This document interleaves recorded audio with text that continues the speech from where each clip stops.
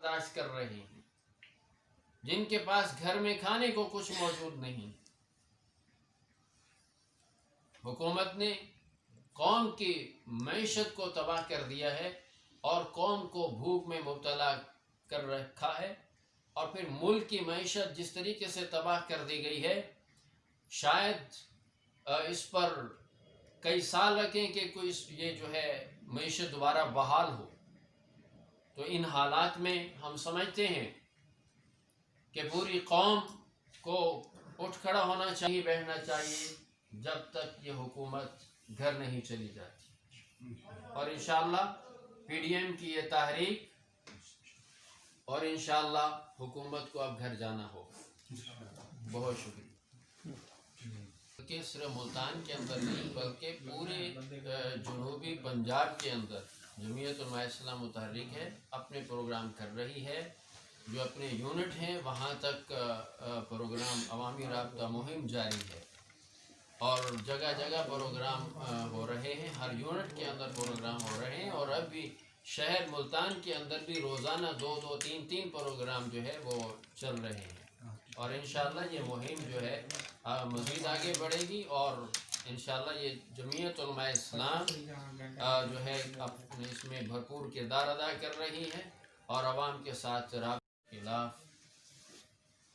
تحریک کا جو سلسلہ جاری رکھے ہوئے ہے. اسی سلسلے میں 30 نومبر کو قلعہ کوہن اس جلسے کے لیے تمام اپوزیشن کی جو پی ڈی ایم کی پارٹیاں ہیں وہ بھرپور تیاریوں میں مصروف ہیں، اور انشاءاللہ ملتان کا یہ جلسہ عام اپنا ریکارڈ قائم کرے گا.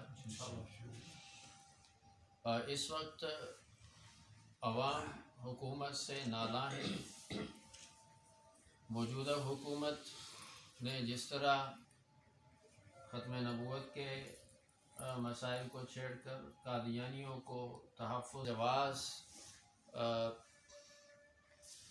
جو ہے زمینیں الاٹ کی جا رہا، مندر تعمیر کیے جا رہے ہیں، اور مساجد کو گرایا جا رہا ہے، اور بھی اسلامی شکوں کے حوالے سے حکومت کے عزائم ٹھیک نہیں ہیں. دوسرا، اس حکومت کی جو ملک دشمنی ہے وہ بھی بالکل عیاں ہے.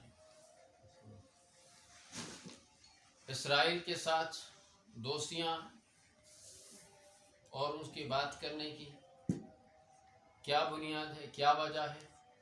جو اسرائیل پاکستان کا اولین دشمن ہے. انڈیا کے ساتھ محبتیں، سلامتی کونسل میں انڈیا کو ووٹ دینا، ابھی نندن کو انڈیا کے حوالے کرنا، اور اب کل اس کو انڈیا کے حوالے کرنے کے لیے اب قانون ساز کشمیر انڈیا کو دے دینا. یہ کس بات کی غمازی کر رہا ہے؟ آیا یہ حکمران پاکستان کے حکمران ہیں یا یہ انڈیا کے حکمران ہیں؟ کیا ان حکمرانوں نے پاکستان کو انڈیا کا صوبہ سمجھا ہے؟